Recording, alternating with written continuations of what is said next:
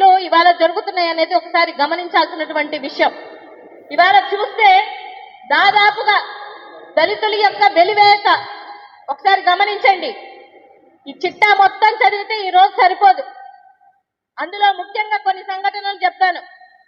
మదనపల్లిలో జరిగినటువంటి దళితుల దానికి కారణం టీడీపీ వ్యక్తులే. చిత్తూరులో వాళ్ళ ముందు చెప్పులేసుకొని తిరిగాడని అక్కడ ఉన్నటువంటి వాళ్ళు అతని బైక్ ని పెట్రోల్ పోసి కాల్చినటువంటి పరిస్థితులు. అంటే దళితులు బతకొద్దా ఈ రాష్ట్రంలో మీ కూటమి ప్రభుత్వంలో? అంటే ఎంత పైశాచిక ఆనందాన్ని మీరు అనుభవిస్తున్నారనేది ఒకసారి గమనించాలి. ఈ కూటమి ప్రభుత్వం వచ్చినప్పటి నుంచి దళిత ఐఏఎస్ల మీద కక్ష సాధింపు, దళిత ఐపీఎస్ల మీద కక్ష సాధింపులు, దళిత ఎమ్మెల్యేలు మంత్రులు. నిజంగా ఇవాళ ఒక రాష్ట్రంలో ఇంతమంది దళితుల్ని బహిష్కరిస్తుంటే ఆ కూటమి ప్రభుత్వంలో కూర్చున్నటువంటి ఎమ్మెల్యేలు మంత్రులు ఏం చేస్తున్నారు? మీరంతా ఎంత నిస్సిగ్గుమైన పరిపాలనలో మీరున్నారు అంటే జాతికి అన్యాయం జరుగుతున్నా, మీతో ఉన్నటువంటి దళితుడికి అన్యాయం జరుగుతున్నా, మీరు దళిత నియోజకవర్గాలలో ఓట్లు నిలబడి గెలిచినా కూడా మీరు దళితుల కోసం పోరాడరు. అదైతే చాలా చాలా క్లియర్ గా అర్థమవుతున్నటువంటి పరిస్థితి. ఎందుకంటే డెఫినెట్ గా ఈ రాష్ట్రంలో దళితుల్ని మీరు బహిష్కరించడం కాదు, దళితులే ఈ కూటమి ప్రభుత్వాన్ని బహిష్కరించే రోజు ఒకటి వస్తుందని గుర్తుపెట్టుకోవాల్సినటువంటి విషయం. ఇవాళ ఎంత దళిత మహిళల మీద అన్యాయాలు జరుగుతున్నాయి. నిజంగా ఒక మాట అడుగుతాను, నిన్న తెనాలిలో ఆ బిడ్డలని అంత ఇదిగా కొట్టారు కదా, 3rd డిగ్రీ చేశారు కదా, అదే ఒక బడా బాబులకి సంబంధించో లేకపోతే ఈ కూటమి ప్రభుత్వంలో ఏ ఎమ్మెల్యేనో మంత్రులకి సంబంధించిన బిడ్డలనైతే మీరు అలాగే ట్రీట్ చేస్తారా? ఎందుకంటే దళితులు మాట్లాడలేరు, బడుగు బలహీన వర్గాలకి ఎవరు అండగా ఉండరు, వాళ్ళు ప్రశ్నించలేరు, వాళ్ళకి చేత కాదనే ఒక ఉద్దేశంతోనే కదా. డెఫినెట్ గా ఈ ఇష్యూని నేషనల్ ఎస్సీ కమిషన్ కి మేము తీసుకెళ్తాం.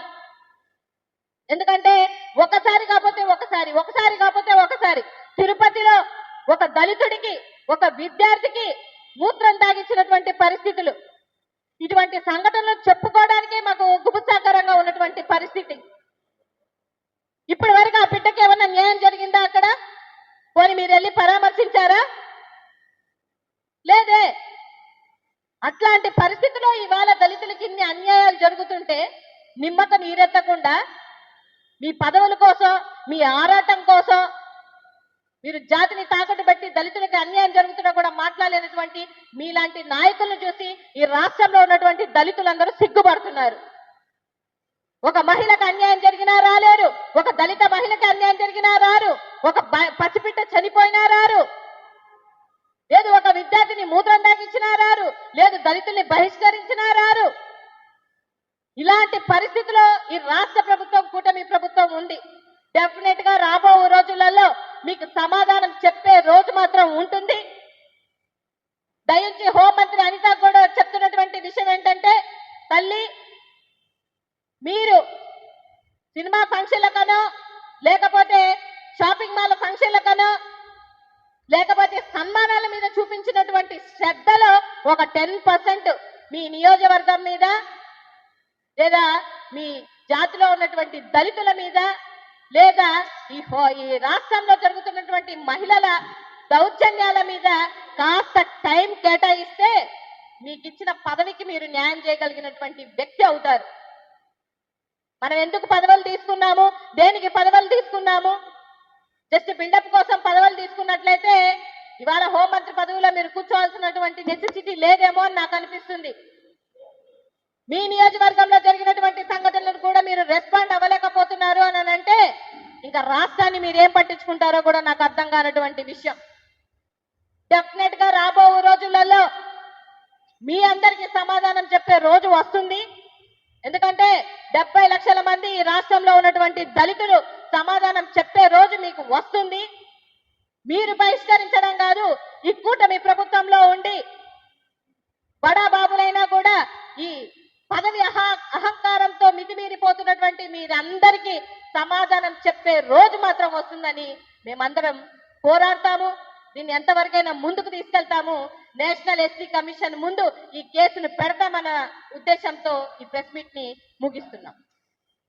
సూరాపేట డొంకాడ వీధి నక్కపల్లి మండలంలో జరిగినటువంటి సంఘటన ఇది సాక్షాత్తు హోంమంత్రి అనిత గారి నియోజకవర్గం. ఈ నియోజకవర్గంలో పరిస్థితి ఏందయ్యా అంటే, ఒక పెళ్లికి అక్కడ ఏదో డెకరేషన్ చేయడానికి ఒక 6 మంది దళిత కుర్రాళ్ళు వెళ్తే ఆ పెళ్లిలో ఎవరితో ఫోన్ పోయిందంట. వీళ్ళు ఆ నింద చేశారనే ఒక ఉద్దేశంతో దాదాపుగా 2 రోజులు ఆ పవర్ ఆపేసి మరి 6 మందిని కొట్టినటువంటి పరిస్థితులు. అది కొట్టింది కూడా ఎవరంటే నక్కపల్లి మండలంలో ఆ డొంకాడ వీధిలో ఎవరిని అడిగినా చెప్తారు అది టీడీపీ వ్యక్తులే చేశారు అన్న విషయం. నీ దగ్గరకు వస్తే కూడా ఒక్క ఫోన్ కాల్ కూడా అసలు ఎందుకు జరిగింది, దేనికి జరిగింది, దీన్ని విచారించండి, నా దళిత సోదరులకి అన్యాయం జరిగింది లేకపోతే నా నియోజకవర్గంలో ఉన్న వాళ్ళకి అన్యాయం జరిగింది కూడా ప్రశ్నించలేనటువంటి పరిస్థితిలో ఇవాళ నీ పదవి ఉన్నందుకు మీరు సిగ్గుపడాలి. రాష్ట్రంలో ఉన్న సంఘటనలన్నీ పక్కన పెడితే మీ నియోజకవర్గంలో జరిగినటువంటి సంఘటనలకు కూడా మీరు నోరు మెదపలేనటువంటి పరిస్థితిలో ఉన్నారు అని అంటే ఇంకా పాయకరావుపేట నియోజకవర్గ ప్రజలు ఆలోచించాలి. ఎంత దారుణమైనటువంటి పరిస్థితులు ఈ రాష్ట్రంలో జరుగుతున్నాయి. పోలీసులు ఎవరి అండ చూసుకొని అంత నిర్దాక్షణంగా వాళ్ళని 24వ తారీఖున వాళ్ళు కేసు పెడితే 27న మీరు రిమాండ్కు పంపిస్తే ఆ 2 రోజులు ఆ తెనాలిలో జరిగినటువంటి సంఘటనలో ఉన్న 3 వ్యక్తుల్ని 2 రోజులు హింసించి మీరు చేసినటువంటి వీడియోలు నిన్న బయటకు వచ్చాయి. మీకు తెలీదా? మీకు సెక్షన్లు తెలియకుండా లేకపోతే సెక్షన్ల చట్టాలు మీకు తెలియకుండా మీరు ప్రవర్తించారు అని అంటే నేనైతే నమ్మను.